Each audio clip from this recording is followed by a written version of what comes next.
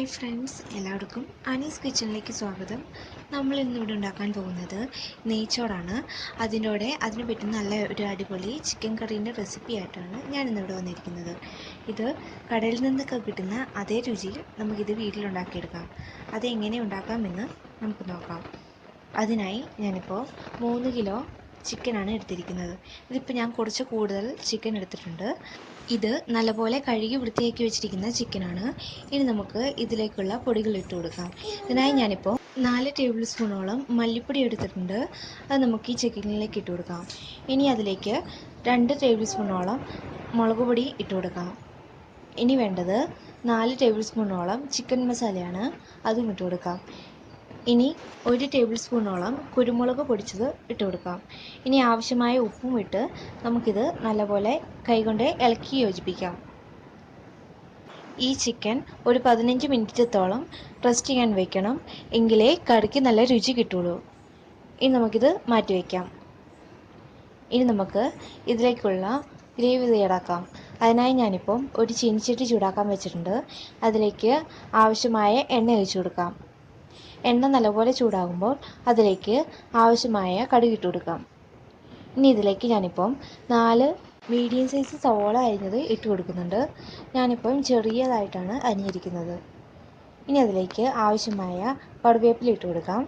ഇത് നല്ലപോലെ വഴന്നു വരണം. അതുപോലെ നമുക്ക് ഇളക്കിക്കൊണ്ടിരിക്കാം. ഇനി അതിലേക്ക് കുറച്ച് ഇഞ്ചി വെളുത്തുള്ളി പേസ്റ്റ് ആക്കിയത് ഇട്ട് കൊടുക്കാം. ഈ സവാള വഴന്ന് വരുമ്പോഴത്തേലും അതിലേക്ക് 2 വലിയ തക്കാളി അരിഞ്ഞത് ഇട്ട് കൊടുക്കാം. ഇത് നല്ലപോലെ വഴന്ന് കിട്ടാൻ വേണ്ടി കുറച്ച് ഉപ്പ് ചേർക്കുന്നുണ്ട്. ഞാനിപ്പം ചിക്കനിൽ നല്ലപോലെ ചേർത്തതാണ്. അതുകൊണ്ട് ഇതിലേക്ക് അല്പം മാത്രമാണ് ചേർക്കുന്നത്. ഇത് നല്ലപോലെ വഴറ്റിയെടുക്കാം. തക്കാളി ഉള്ളി അരിഞ്ഞതൊക്കെ നല്ലപോലെ വഴന്ന് കിട്ടുമ്പോൾ അതിലേക്ക് നമ്മുടെ ചിക്കൻ മാറ്റി വെച്ചത് ഇട്ട് കൊടുക്കാം. ഇത് നല്ലപോലെ ഇളക്കി യോജിപ്പിക്കണം. ഇനി അതിലേക്ക് കുറച്ച് വെള്ളം കൂടി ഞാൻ ഒഴിച്ചു കൊടുക്കുന്നുണ്ട്. ഞാനിപ്പോൾ 1 ഗ്ലാസ് വെള്ളമാണ് ഒഴിച്ചു കൊടുത്തിരിക്കുന്നത്. ഇത് നല്ലപോലെ ഇളക്കി യോജിപ്പിച്ച് ഇതൊന്ന് മൂടി വയ്ക്കണം. അതിനു മുമ്പ് ഞാൻ കുറച്ച് മല്ലിച്ചപ്പ് ഇട്ട് കൊടുക്കുന്നുണ്ട്. നിങ്ങൾക്ക് ഇഷ്ടമുണ്ടെങ്കിൽ ഇടാവുന്നതാണ്. ഇത് നല്ലപോലെ തിളയ്ക്കുന്നവരെ നമുക്കിത് ഹൈ ഫ്ലെയിമിൽ തന്നെ ഇട്ട് കൊടുക്കണം. അതിനുശേഷം ഇതൊന്ന് തുറന്ന് ഇളക്കി കൊടുക്കണം. ഇപ്പം നല്ലപോലെ തിളച്ചിട്ടുണ്ട്. ഒരു 20 മിനിറ്റോളം ഇങ്ങനെ തന്നെ കുറച്ച് വെച്ച് വേവിക്കണം. ഹൈ ഫ്ലെയിമിലിട്ടാൽ പെട്ടെന്ന് വെള്ളം പറ്റി പോകാനുള്ള ചാൻസ് ഉണ്ട്. അതുകൊണ്ട് ലോ ഫ്ലെയിമിൽ തന്നെ ഇട്ട് നല്ലപോലെ വേവിച്ചെടുക്കണം. ഇതിപ്പോൾ ഏകദേശം റെഡി ആയിട്ടുണ്ട്. നമുക്കിനി ഇതിലേക്ക് ആവശ്യമായ തേങ്ങാപ്പാൽ ഒഴിച്ചു കൊടുക്കാം. നിങ്ങൾക്ക് തേങ്ങാപ്പാൽ ഇഷ്ടമില്ലെങ്കിൽ ഈ സ്റ്റെപ്പ് ഒഴിവാക്കാവുന്നതാണ്. ഇത് നല്ലപോലെ ഇളക്കി കൊടുക്കണം. ഇനി ഒരു കാര്യം പ്രത്യേകം ശ്രദ്ധിക്കണം. തേങ്ങാപ്പാൽ ഒഴിച്ചു കഴിഞ്ഞാൽ അധികം തിളയ്ക്കാൻ പാടില്ല. നല്ലപോലെ ഒന്ന് ചൂടായാൽ മതി. ഇതിപ്പോൾ ഏകദേശം റെഡി ആയിട്ടുണ്ട്. നമുക്കിനി ഫ്ലെയിം ഓഫ് ചെയ്യാം. ഇനി നമുക്ക് നെയ്ച്ചോറിനുള്ള അരി റെഡിയാക്കാം. അതിനായി ഞാനിപ്പം 1.5 കിലോ കൈമ റൈസാണ് എടുത്തിരിക്കുന്നത്. ഇത് നല്ലപോലെ കഴുകി വൃത്തിയാക്കാം. അതിനായി ഞാനിപ്പം ഇതിനൊക്കെ വെള്ളം ഒഴിച്ചു വെക്കുന്നുണ്ട്. ഇത് നല്ലപോലെ കഴുകിയ ശേഷം ഇതൊരു 15 മിനിറ്റത്തോളം നമുക്കിതൊന്ന് കുതിർക്കാൻ വയ്ക്കാം. അതിലേക്ക് ആവശ്യമായ വെള്ളം ചൂടാക്കിയെടുക്കാം. അതിനായി ഞാനിപ്പം 1.5 കിലോ അരിക്ക് 2 ലിറ്റർ വെള്ളമാണ് എടുത്തിരിക്കുന്നത്. ഇത് നല്ലപോലെ വെട്ടി തിളയ്ക്കണം. ഇതിലേക്ക് ഞാനിപ്പം ഉപ്പൊന്നും ഇടുന്നില്ല. ഇതിന് ശേഷമാണ് ഇടുന്നത്. ഇതിപ്പം നല്ലപോലെ കഴുകി വൃത്തിയാക്കി വെച്ചിരിക്കുന്നതാണ്. ഇതൊരു 10-15 മിനിറ്റത്തോളം ഞാനിപ്പം കുതിർത്ത് വെച്ച് നല്ലപോലെ കഴുകി വെള്ളമെല്ലാം ഊറ്റിയെടുത്ത് വെച്ചിരിക്കുന്ന അരിയാണ്. ഇനി നമുക്ക് നെയ്ച്ചോറാക്കാനുള്ള ഒരു പാത്രം എടുത്ത് അതിലേക്ക് 100 മില്ലിയോളം നെയ്യ് ഒഴിച്ചു കൊടുക്കാം. ഞാനിപ്പോൾ നെയ്യ് മാത്രമാണ് ഒഴിച്ചു കൊടുക്കുന്നത്. നിങ്ങൾക്ക് ആവശ്യമുണ്ടെങ്കിൽ നെയ്യും എണ്ണയും കൂടെ മിക്സ് ചെയ്ത് ഒഴിക്കാവുന്നതാണ്. ഇനി നമുക്ക് ഇതിലേക്ക് കനം കുറച്ച് അരിച്ചു വെച്ചിരിക്കുന്ന സവോള ഇട്ട് കൊടുക്കാം. ഞാനിവിടെ 3 വലിയ സവോളയാണ് എടുത്തിരിക്കുന്നത്.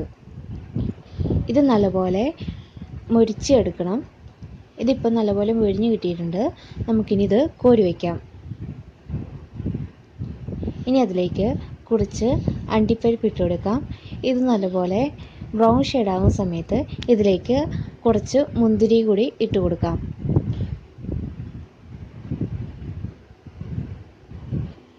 ഞാനിപ്പോൾ 1/4 കപ്പ് മുന്തിരിയും 1/4 കപ്പ് അണ്ടിപ്പരിപ്പുമാണ് എടുത്തിരിക്കുന്നത്.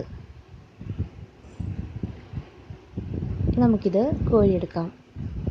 കോരിയെടുത്ത ആ നെയ്യിലോട്ട് തന്നെ നമുക്ക് കുറച്ച് ഏലക്ക, കറുവപ്പട്ട, പിന്നെ കുറച്ച് ഗ്രാമ്പു എന്നിവ ഇട്ട് കൊടുക്കാം. ഇനി അതിലേക്ക് നമ്മൾ കഴുകി വൃത്തിയാക്കി വെച്ചിരിക്കുന്ന അരിയിട്ട് നല്ലപോലെ ഒന്ന് ഇളക്കിയെടുക്കണം. ഈ നെയ്യിൽ കിടന്ന് ഈ അരി ഒന്ന് നല്ലപോലെ ചൂടാക്കിയെടുക്കണം. അതിലുള്ള വെള്ളമൊക്കെ ഒന്ന് നല്ലപോലെ തിളച്ച് കിട്ടണം. ഇനി നമുക്ക് അതിലേക്ക് മാറ്റി വച്ചിരിക്കുന്ന 2 ലിറ്റർ വെള്ളം ഒഴിച്ചു കൊടുക്കാം. നല്ല തിളച്ച വെള്ളം തന്നെ ഇതിലേക്ക് ഒഴിക്കാൻ ശ്രദ്ധിക്കണം. ഇനി അതിലേക്ക് ആവശ്യമായ ഉപ്പിട്ട് കൊടുക്കാം. ഇതിപ്പോൾ ചെറുതായിട്ട് തിളയ്ക്കാൻ തുടങ്ങിയിട്ടുണ്ട്. നല്ലപോലെ തിളയ്ക്കുന്നവരെ ഇത് ഹൈ ഫ്ലെയിമിൽ തന്നെ ഇട്ട് കൊടുക്കണം. നമുക്കിത് മൂടി വെച്ച് വേവിക്കാം. ഇതിപ്പോൾ നല്ലപോലെ തിളയ്ക്കാൻ തുടങ്ങിയിട്ടുണ്ട്. നമുക്കിനി ലോ ഫ്ലെയിമിലേക്ക് മാറ്റാം. ഇതിപ്പം നല്ലപോലെ വെള്ളമെല്ലാം വറ്റി വന്നിട്ടുണ്ട്.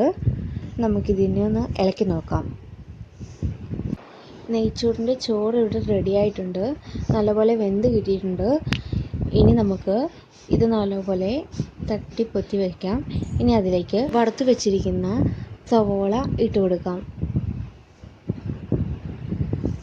ഇതിപ്പോൾ ഞാൻ മൊത്തം ഇട്ട് കൊടുക്കുന്നുണ്ട്. ഇനി അതിൻ്റെ മുകളിലേക്ക് കുറച്ച് വറുത്ത് വെച്ചിരിക്കുന്ന അണ്ടിപ്പരിപ്പ്, മുന്തിരി ഇട്ട് കൊടുക്കാം. ഇത് ദമ്മിടേണ്ട ആവശ്യമില്ല, ഇപ്പോൾ തന്നെ സെർവ് ചെയ്യാവുന്നതാണ്.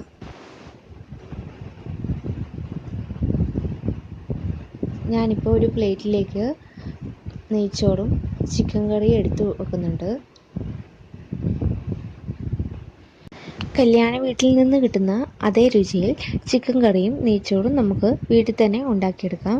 പെട്ടെന്ന് ഒരു 5 മിനിറ്റ് കൊണ്ട് നമുക്ക് ഈ നെയ്ച്ചോറൊക്കെ ഉണ്ടാക്കിയെടുക്കാൻ പറ്റുന്നതാണ്. നിങ്ങൾ തീർച്ചയായും ട്രൈ ചെയ്ത് നോക്കണം. അതുപോലെ തന്നെ നിങ്ങൾക്ക് ഈ വീഡിയോ ഇഷ്ടപ്പെട്ടെങ്കിൽ നിങ്ങളുടെ ഫ്രണ്ട്സിനും റിലേറ്റീവ്സിനൊക്കെ ഇത് ഷെയർ ചെയ്യുക. പിന്നെ ഞങ്ങളെ സപ്പോർട്ട് ചെയ്യുക, സബ്സ്ക്രൈബ് ചെയ്യുക, കമൻറ്റ് ചെയ്യുക, ലൈക്ക് ചെയ്യുക. Thank you for watching.